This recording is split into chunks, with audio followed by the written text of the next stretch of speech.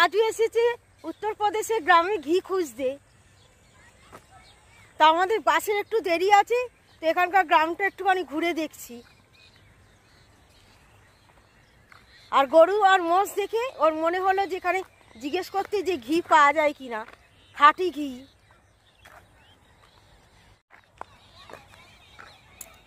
ঘি ঘি ঘি বলতে হ্যাঁ কি বলে? হ্যাঁ হ্যাঁ ও সত্যি তো, আমি ভাবলাম ইয়ার্কি করছে, ও সত্যি ঘি বলে চলে যাচ্ছে।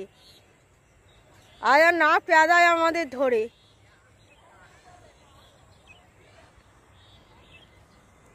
আর এই যে বাইপাস, এখানেরই ধাবাতে খেলাম, মানে যেখানে নেমেছিলাম যাওয়ার সময় সেখানে, আর আসার সময় সেই জায়গায়। চলো, আর পুরুষ মানুষ একা এগিয়ে যাচ্ছে, যাই একবার। একদম বাড়ির উঠোনে চলে গেছিল। ঘিয়ের কথা বলাতে ওরা বলল আমরা বানাই না। এটা গম গাছ বলো? এটা গম গাছ? হ্যাঁ। বাহ, আর ওটা হলুদ হয়ে আছে, সর্ষে ফুল গাছ। বাবা কি হয়ে আছে। গমটা চাষ হয়েছে। আর গ্রামে তো ধান গমই তো হয় বেশি। ধান সব গম? হ্যাঁ, গম, ধান খুব কম হয়। তাহলে এখানে এইসব বাংলার গ্রামের মতো এত সর্ষে ফুল হয়ে আছে কেন? সর্ষে চা, এগুলো হলো ঘুটে। বাহ, এখানকার স্টাইলে ঘুটেটা আলাদা, অন্যরকম। আর এই হলো উত্তরপ্রদেশে কুড়ে বাড়ি, না কি বলবো, পাকা বাড়ি। মোষ আমার দিকে তাকিয়ে আছে, মানে ছাড়া পেলেই হয়তো আমাকে ধরবে। এগিয়ে যেভাবে আসছিল।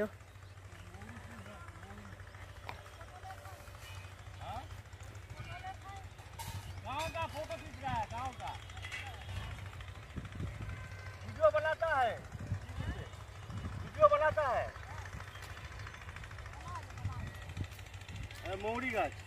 কোনটা মৌরি গাছ? এটা তো হলুদ ফুল গাছ।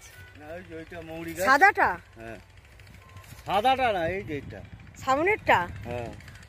তুমি এত চেনো? হলুদ হয়ে আছে, গন্ধটা খুব সুন্দর। এটা কি এখন গমের চারা তুলছি?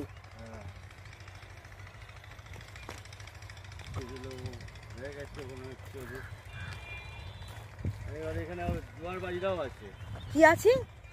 জোয়ার বাজরা। তুমি এত কিছু চিনে গেছো। এখানে ঘটলো একটা ঘটনা। রাজু বলল যাও দিদি সর্ষে খেতে, তোমার একটা ফটো তুলে দিই। আমি যেতে গিয়ে পটাস। এই যে তোমার দিদি আস্তে আস্তে গ্রামের মাঠে জমি দিয়ে হেঁটে হেঁটে আসছে। আর যা যা যা যা যা যা।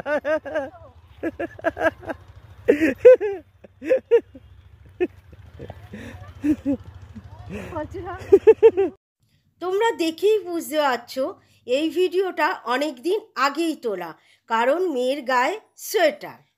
ডেলি তো আমি ভিডিও করি না, আর অনলাইন থেকে প্রথম আমাদের শাড়ি কেনা, সেই কারণে একটু তুলে রেখেছিলাম অন্য কোনো ভিডিওর সঙ্গে জুড়ে দেবো বলে, কিন্তু সেই সুযোগ আর হয়ে ওঠেনি।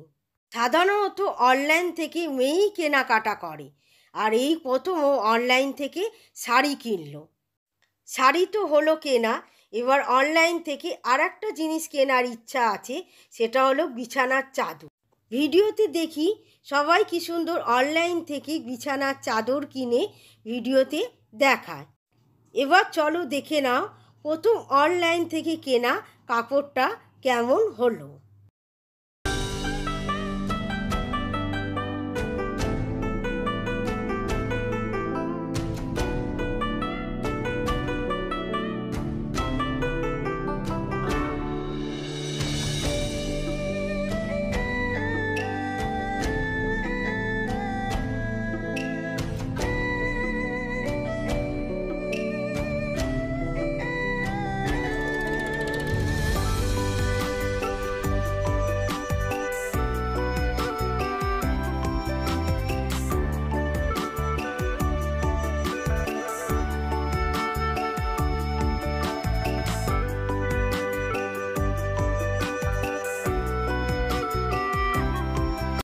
আমার যেটা দেখে মনে হচ্ছে শাড়ির কোয়ালিটিটা খুবই ভালো আর কাপড়টা খুব নরম।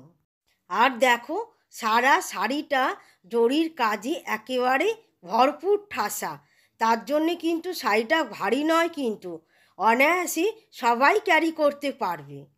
বাড়ি বসে অনলাইনে যদি এত সুন্দর শাড়ি কিনতে পাওয়া যায় তাহলে আর কষ্ট করে দোকানে গিয়ে শাড়ি কিনে লাভটা কী? আর এই শাড়িটার দাম কিন্তু এমন কিছু নয়, মাত্র 950 টাকা। এই শাড়ি কেনার কারণ হলো সামনেই মেয়ের এক বন্ধুর বিয়ে। আর দেখো দেখতে দেখতে বিয়ের দিন চলে এলো। আজকে হলো মার্চ মাসের 3 তারিখ, মানে সোমবার। আর ছেলে বন্ধুর বিয়ে, তাই বরযাত্রী যায় বলে একেবারে রেডি হয়ে নিয়েছে। মেয়েকে শাড়ি পরিয়ে দিয়েছে মিলি। আমরা পাশাপাশি ফ্ল্যাটে থাকি। মিলির কথা আমি আগেও বলেছি, ও খুব সুন্দর শাড়ি পরায়। আজকে সাজুগুজুটা করেছে মেয়ে কিন্তু নিজেই। যে দুটো ভিডিও দেখলে ওগুলো আগে তোলা ছিল। আর আজকে হলো 8ই মার্চ শনিবার। আমরা মা মেয়ে চলে এসেছি রান্নাঘরে, বানাবো চিকেন স্টু। তার জন্যে সব কিছু জোগাড় যন্ত্র করে রেখে দিয়েছি। আর এই কথা বলার সঙ্গে সঙ্গে কি জোগাড় করলাম সেটা তো দেখানো হয়ে গেল। চলো এবার রান্না করতে করতে বলে দিচ্ছি। আমি বলেছিলাম কড়াই করি, মেয়ে বলল না প্রেসার কুকারে করব। সেই মতন গ্যাসে প্রেসার কুকার বসিয়ে দিয়েছি। আর দিয়ে দিলাম বাটার। আর বাটারের সঙ্গেই দিয়ে দেবো অল্প কটা গোটা গরম মশলা আর কটা গোটা গোলমরিচ, যাতে বাটারও গরম হয় আর মশলাটাও ভাজা হয়। বাটারটা যদি ভালো করে গরম করে মশলাটা দিয়ে ভাজতাম তাহলে বাটারটা পুড়ে যেত। আর গ্যাসের ফ্লেম কিন্তু আমার একেবারেই কমানোই আছে। এরপর একটুখানি নেড়ে চেড়ে ভাজাভাজি হয়ে যেতে দিয়ে দিল রসুন থেতো করা।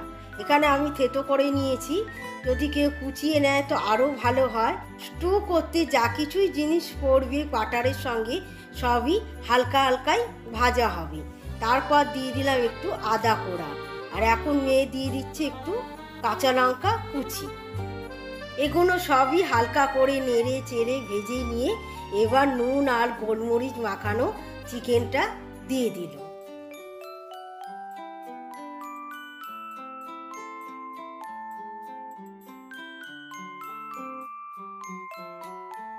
আমি পেঁয়াজ কুচি করে কেটেছিলাম।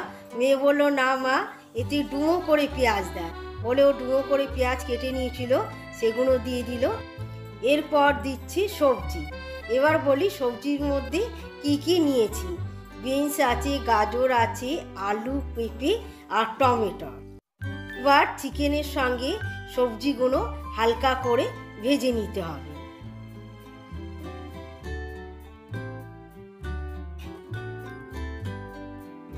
মেয়ে এখন সরে গেছে, এবার আমার পালা।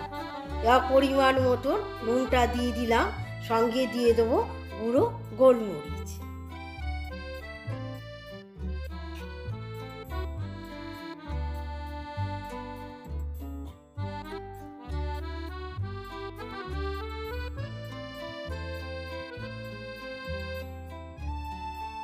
নুন আর গোলমরিচ সব কিছুর সাথে ভালো করে মিশিয়ে নিয়ে মাইক্রোওভেনে পরিমাণ মতন জল গরম করে নিয়ে ঢেলে দিলাম।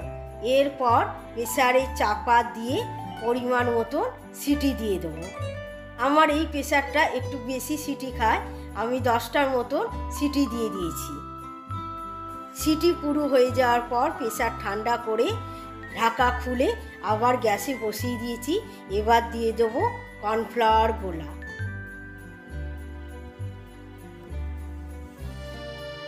কর্নফ্লাওয়ার গোলা দিয়ে ভালো করে আবার একটু ফুটিয়ে নিয়েছি।